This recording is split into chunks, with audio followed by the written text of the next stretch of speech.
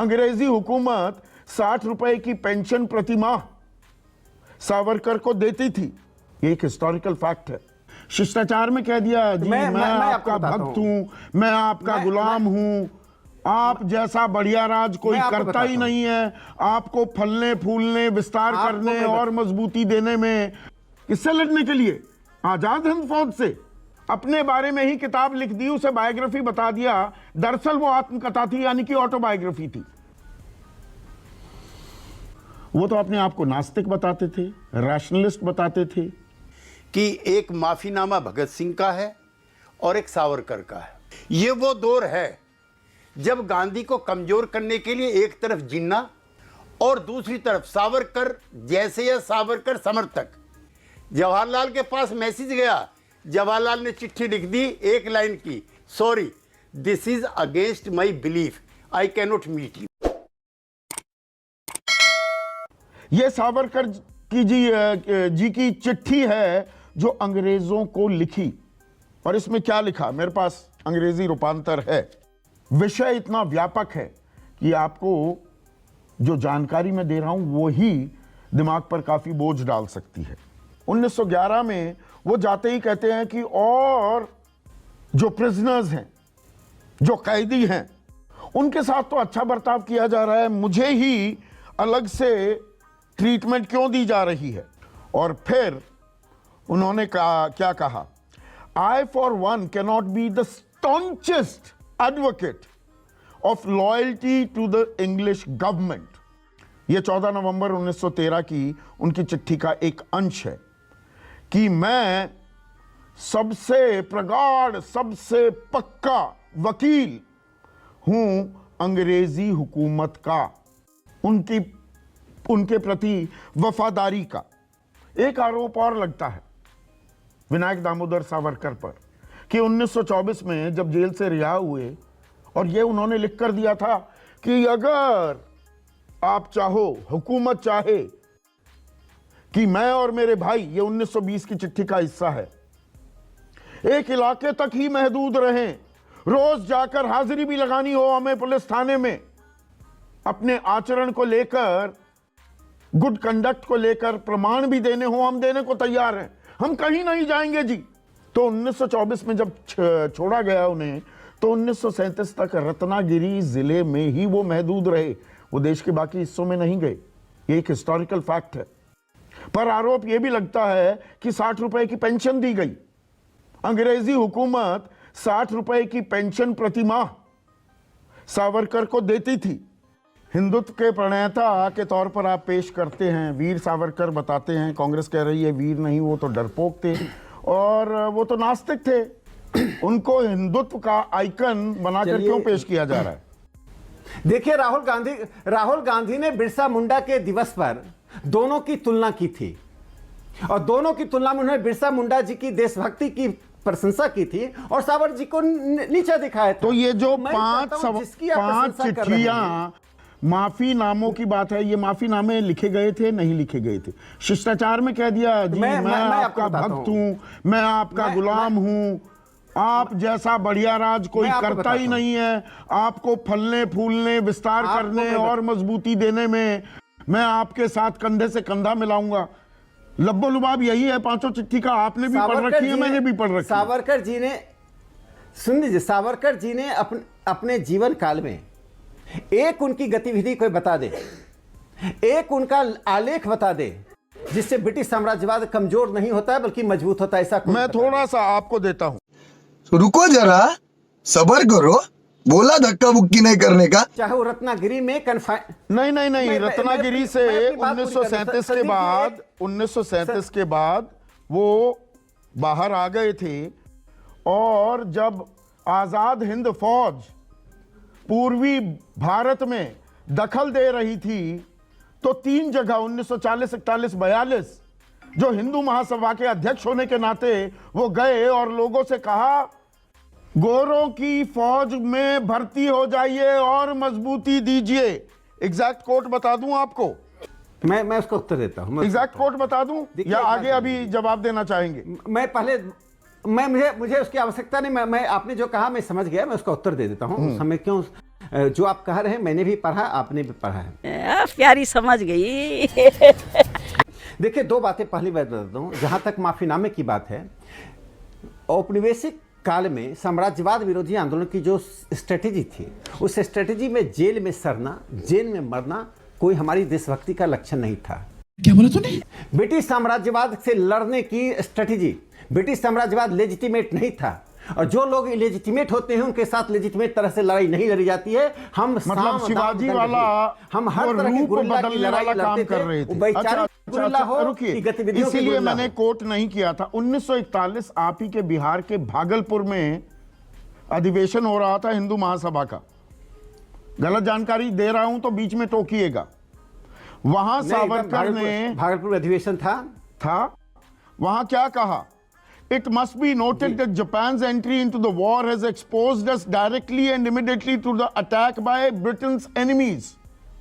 कि इस बात का संज्ञान लिया जाए कि जापान अब इस विश्व युद्ध में घुस गया है, तो ये सीधे गोरों, ब्रिटिश हुकूमत के दुश्मनों का हमला हम पर हो रहा है।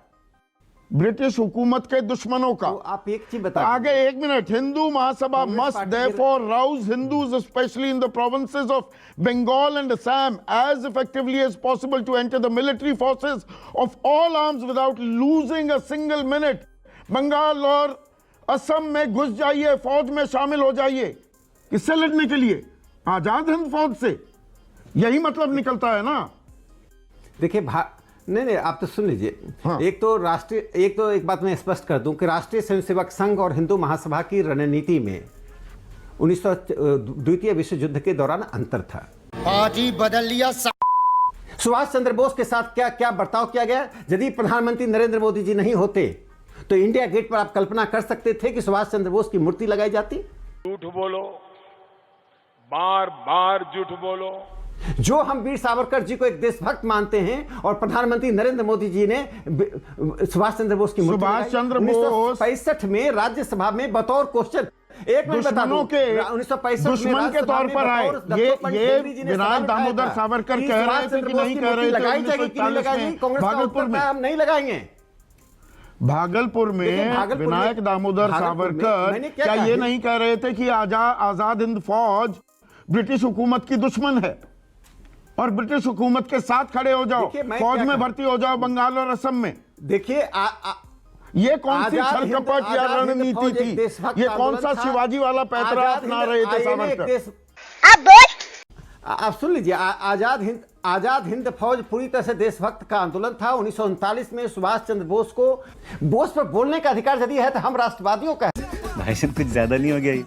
मतलब कुछ भी नहीं। सावरकर की फिर से सावरकर की बात हो रही थी। आपने कहा कि देखिए, ये गुलामी हम कर रहे थे, तो जो हमें गुलाम बनाए बैठे थे उनके सामने सारी बातें सच क्यों बोले? बिल्कुल ठीक है, पर ये बात, ये जो नैरेटिव गढ़ा, वो गढ़ा गया, एक किताब आई, और फिर से बताइएगा गलत कह रहा हूं तो, लाइफ ऑफ बैरिस्टर सावरकर। 1926 में ये किताब छपी। चित्रगुप्त नाम के लेखक थे। उन्होंने ये दावा किया कि गोरों के साथ छल कपट करके कैसे ना कैसे बाहर निकलना था और देश की आजादी के लिए लड़ना था। 1987 में इस किताब का दूसरा एडिशन जब पब्लिश हुआ, पब्लिश किया वीर सावरकर प्रकाशन ने, और इसके प्रकाशक थे रविंद्र रामदास। और 1987 में उन्होंने कहा ये दरअसल बायोग्राफी नहीं थी, ये ऑटोबायोग्राफी थी। चित्रगुप्त कोई और नहीं, विनायक दामोदर सावरकर थे। चित्रगुप्त कोई और नहीं, विनायक दामोदर सावरकर थे। अपने बारे में ही किताब लिख दी, उसे बायोग्राफी बता दिया। दरअसल वो आत्मकथा थी, यानी कि ऑटोबायोग्राफी थी। एकदम इन्होंने वक्त बदल दिया, जज्बात बदल दिए, जिंदगी बदल दी। ये रविंद्र रामदास का दावा है। राकेश भाई, 42 में हिंदू महासभा की जो स्ट्रेटेजी थी, हिंदुत्व के चेहरे हैं, सहमत नहीं है। 42 में हिंदू महासभा की स्ट्रेटेजी से हम सहमत नहीं हैं, लेकिन उनकी अपनी एक रणनीति थी, वो रणनीति के तहत काम कर रहे थे। इसका मतलब नहीं था कि वो देशभक्त के खिलाफ थे। अब तो सच बोल दे के। वे ठीक देश है। के खिलाफ थे। हिंदुत्व उनकी के चेहरा है रणनीति और ना। हमारी रणनीति में अंतर था। सुनिए कांग्रेस तो और वामपंथियों की रणनीति से में अंतर था। ये अंतर ये विविधता को दिखाता है स्वतंत्रता आंदोलन। अच्छा सुनिए तो, अब हिंदुत्व के प्रणेता थे, हिंदुत्व के आइकन थे, पर उनकी किताबें ढंग से पढ़े हैं, मैंने पढ़ी हैं, आप जानते हैं इस बात को। वो तो अपने आप को नास्तिक बताते थे, रैशनलिस्ट बताते थे, गऊ को वो जानवर मानते थे, गौ माता नहीं कहते थे। ये फंस गया। तो हिंदुत्व के आइकन कैसे हो गए? देखिए, एक बात जान लीजिए, हिंदुत्व आंदोलन एक व्यापक फलक पे काम कर रहा है, जिसमें सावरकर जी भी एक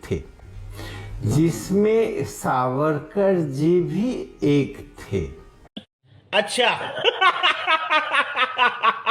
कभी भी हिंदुत्व आंदोलन में प्रॉफिट और एक बुक का कंसेप्ट नहीं रहा है। यह व्यक्ति और यह पुस्तक ही हिंदुत्व को परिभाषित करता है। सावरकर जी का वैशिष्ट्य यह है कि औपनिवेशिक पितृभूमि काल में मानते थे, जब मातृभूमि नहीं हिंदू मानते समाज थे। और भारत, तो मैं भारत पितृभूमि है कि मातृभूमि है? सुनिए ना, जब नहीं, मैं देखिए, आपसे जानना आपका चाह रहा हूं, नीयत मातृभूमि क्या है ना, महत्वपूर्ण है। पितृभूमि तो नहीं है। भारत तो मातृभूमि है, पुण्य भूमि है और मातृभूमि है। तो हिंदुत्व विशिष्ट की जो अवधारणा को परंपराएं हैं, धाराएं इतनी हैं, वो उस धारा में समावेश भी हो जाता है, उनका प्रणेता भी बन जाते हैं। केसी त्यागी, सावरकर को लेकर दशकों से चली आ रही जो बहस है, इस पर कभी पूर्ण विराम लगेगा? देखिए, ब्रिटिश राज के खिलाफ, साम्राज्यवाद के खिलाफ, उपनिवेशवाद के खिलाफ संयुक्त भारत में गांधी से बड़ा विचारक, स्वतंत्रता सेनानी कोई नहीं हुआ। एक तो इस पर कोई असहमति की गुंजाइश नहीं होनी चाहिए। नंबर एक कि एक माफ़ीनामा भगत सिंह का है और एक सावरकर का है। उसके माता पिता जाते हैं, उनकी माता जी के साथ मुझे 2-3 दिन रहने का सौभाग्य मिला है सरदार भगत सिंह की, कि तुम्हें कुछ नहीं करना जब लॉर्ड इरविन और ये गांधी पैक्ट होने वाला है, तुम्हें ये बस स्वीकार कर लेना कि तुम्हारी माफ़ी हो रही है।